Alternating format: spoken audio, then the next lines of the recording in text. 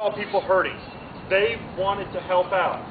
So they took out some paper, and they took out their crayons, and they started drawing pictures, and writing letters, and making cards.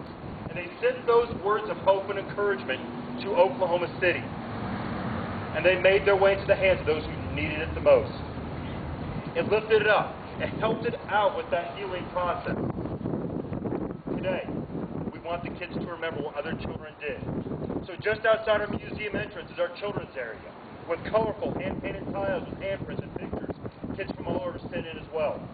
But just on the other side of that wall is oversized chalkboards in the ground, with sidewalk chalk sitting next to it. So kids today, when they see what other kids did 16 years ago, can leave their own message of hope and their own message of encouragement right there on the ground to the people of Oklahoma City even today. Those notes that helped out the healing process can still be read. But another place helped out with that healing process. And it is the last place I'd like to talk to you about. And it was not even intended to be part of these memorial grounds. Because all it was a chain link fence. And that fence initially surrounded about a 20-block area here in downtown Oklahoma City. And as it cleaned up, and as the investigation progressed, that fence shrunk to where it just surrounded the borough building. People began coming to that fence to remember. Remember what happened. Remember who was affected. And remember their own lives. Those who knew somebody may have left a picture on the fence with wreaths and flowers. The general public may have been so moved when they got to the fence and realized their lives were changed. They may have taken off the hat they were wearing and hung it on the fence. Sunglasses, necklaces, wristwatches, bracelets, t-shirts, license plates, keychains, stuffed teddy bears, other items that meant something personal to that individual or group was now hanging on the fence as well, making that person or that group a permanent part of this memorial. Well, when the designs for this memorial were announced, the fence was not included. So they went ahead and had the groundbreaking ceremony for this beautiful memorial that you see today. The very next day, a second ceremony took place, a smaller one, in which rescue workers, family members, and survivors came back here, went to that fence, and they picked it up. And they carried that fence outside and placed it along Harvey Avenue.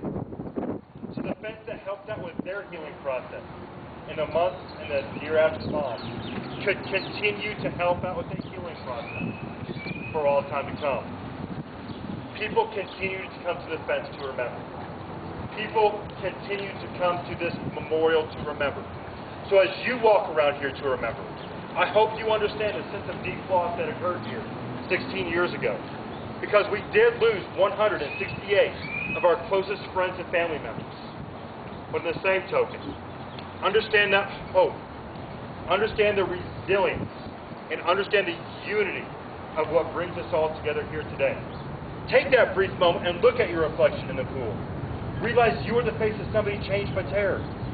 Then if you choose, take your hand and dip it into the water. Feel the healing properties of what water can bring us. And with your wet hand against the metal part of the 901 or the 903 gate, pull it up there good and tight for about 3 to 5 seconds. And then pull it away. And even after the water dries up, your handprint's going to be left there permanently, making you a permanent part of this memorial as well. Because we all have been changed. And we still come here to remember those who were killed, those who survived, and those who are forever changed. On behalf of the National Park Service and the Oklahoma City National Memorial, I want to thank you for your time. If anybody has any questions while they're walking around here, please feel free to approach a ranger and ask us. That's what we love to do. If you wanted to approach me after this program, I am more than welcome to answer those questions. But on that note, I hope you all have a wonderful day. Stay safe out there. Enjoy the memorial. And thank you so much. Take care.